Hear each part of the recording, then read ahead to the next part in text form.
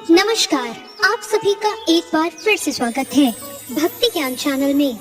आइए सुनते हैं भगवान शिव की शिवरात्रि से जुड़ी एक बहुत ही सुंदर कहानी।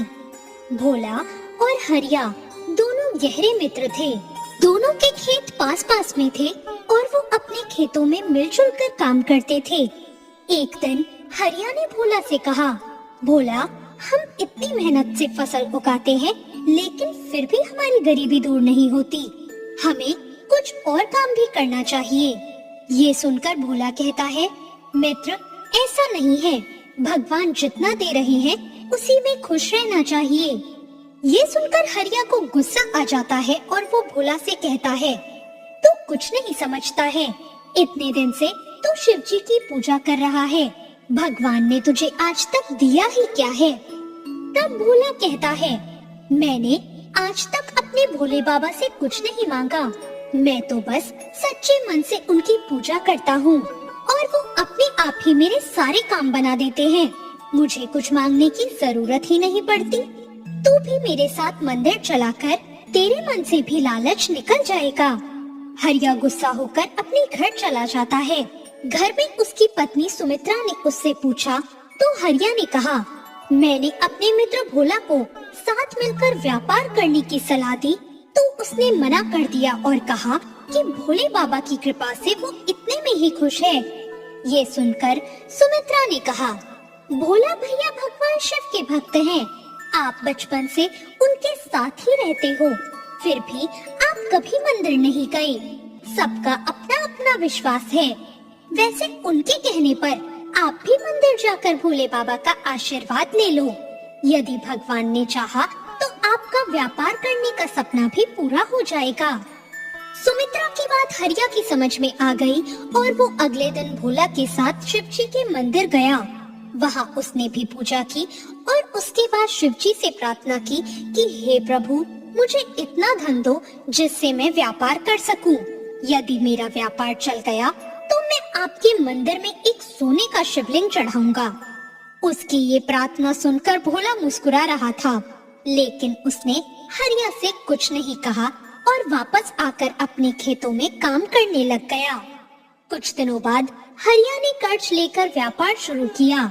भगवान भोलेनाथ की कृपा से उसका व्यापार अच्छा चलने लगा। एक दिन हरिया भोला से मिलने गया।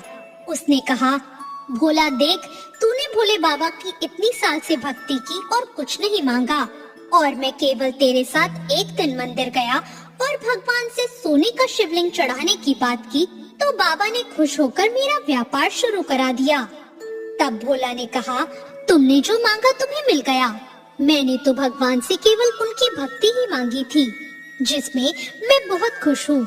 तुम्हारी खुशी धन दौलत में है और मेरी खुशी भोलेनाथ की भक्ति में है। तब हरिया ने घमंड से कहा, देखना, इस साल शिवरात्रि पर मैं सोने का शिवलिंग चढ़ाऊंगा, तब तेरे बाबा मुझे और धनवान बना देंगे। उसकी बात सुनकर भोला मुस्कुरा रहा था। भोला ने शाम को घर जाकर अपनी पत्नी कमला को ये सारी बात बताई।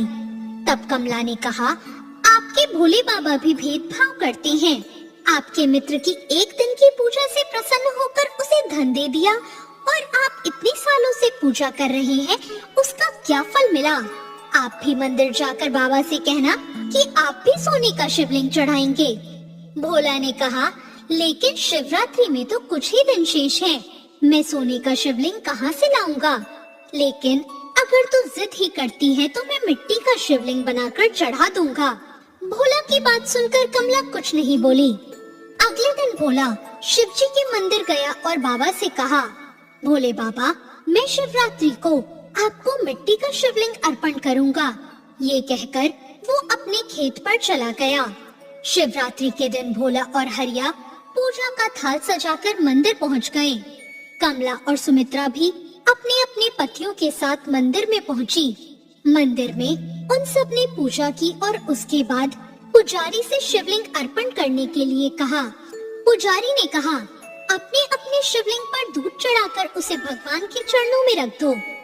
पुजारी की बात सुनकर हरिया जोर से हंसने लगा और कहा, पुजारी जी, मेरे शिवलिंग पर तो दूध चढ़ जाएगा, लेकिन भोला का शिवलिंग तो मिट्टी का है, दूध चढ़ाते ही वो बह जाएगा।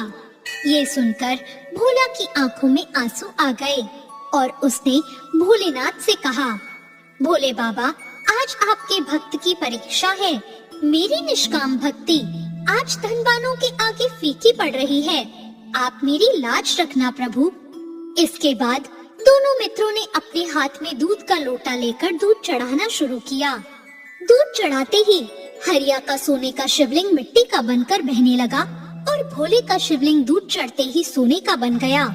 ये देखकर भोला खुश हो गया और हरिया रोने लगा। तब भोला ने समझाया, मित्र, भगवान धन से नहीं मन के भाव से प्रसन्न होते हैं।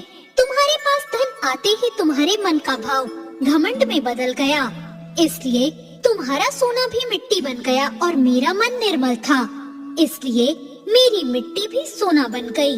हरिया ने भोला से माफी मांगी और वो भगवान भोलेनाथ के चरणों में गिरकर रोने लगा। भोला ने कहा, हरिया, भोलेनाथ के सामने रोने से तुम्हारा मन निर्मल हो गया है। उसके बाद हरिया और भोला दोनों एक साथ खेती और व्यापार करने लगे। तब भगवान भोलेनाथ ने उनके सारे कष्ट दूर कर दिए। तो ये थी आज की कहानी।